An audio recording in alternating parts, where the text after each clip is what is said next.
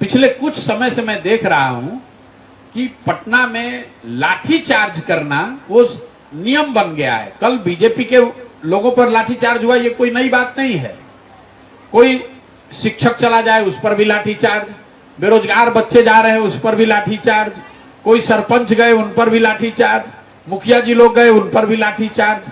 तो इस सरकार की एक छवि बन गई है कि पटना जब लोग जाते हैं अपनी बात को लेकर, चाहे जो भी वर्ग हो, वो रसोईया हो, आंगनवाड़ी वर्कर हो, आशा वर्कर हो, कॉन्ट्रैक्ट पर काम करने वाले कर्मचारी हो, आप देखेंगे पिछले एक साल में हर वर्ग के लोग पटना गए हैं और सरकार ने एक फिक्स पैरामीटर बना, एक नियम बना लिया है। इनको डाक बंगला चौराहा, बेली रोड लाठीचार्ज हुआ है। मतलब नीतीश कुमार के बारे में मेरी अपनी धारणा थी कि और चाहे जो कुछ भी गलती हो, ये पुराने राजनीतिक लोग लोकतांत्रिक व्यवस्थाओं में विश्वास करने वाले लोग थे। इन्होंने जीवन भर विपक्ष की राजनीति की है। लेकिन पिछले कुछ समय से मैं देख रहा हूं कि पटना में लाठीचार्ज करना वो नियम बन गया है। कल बीजेपी के लोगों पर लाठीचार्ज हुआ, ये कोई नई बात नहीं है। कोई शिक्षक चला जाए उस पर भी लाठीचार्ज, बेरोजगार बच्चे जा रहे हैं उस पर भी लाठीचार्ज, कोई सरपंच गए उन पर भी लाठीचार्ज, मुखिया जी लोग गए उन पर भी लाठीचार्ज।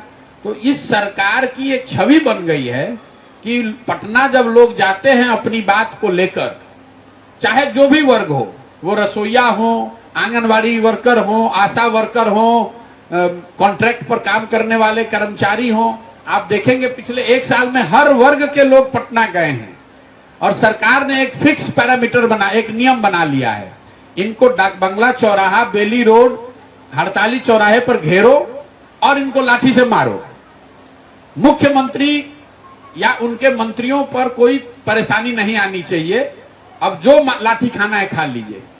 और ये कहीं ना कहीं ये दिखाता है कि नीतीश कुमार के दिमाग में अब ऐसा बैठ गया है कि हम काम करें चाहे न करें, जनता में चाहे कितना भी रोष हो, कोई ना कोई जुगाड़ लगाकर मुख्यमंत्री तो हम ही को रहना है।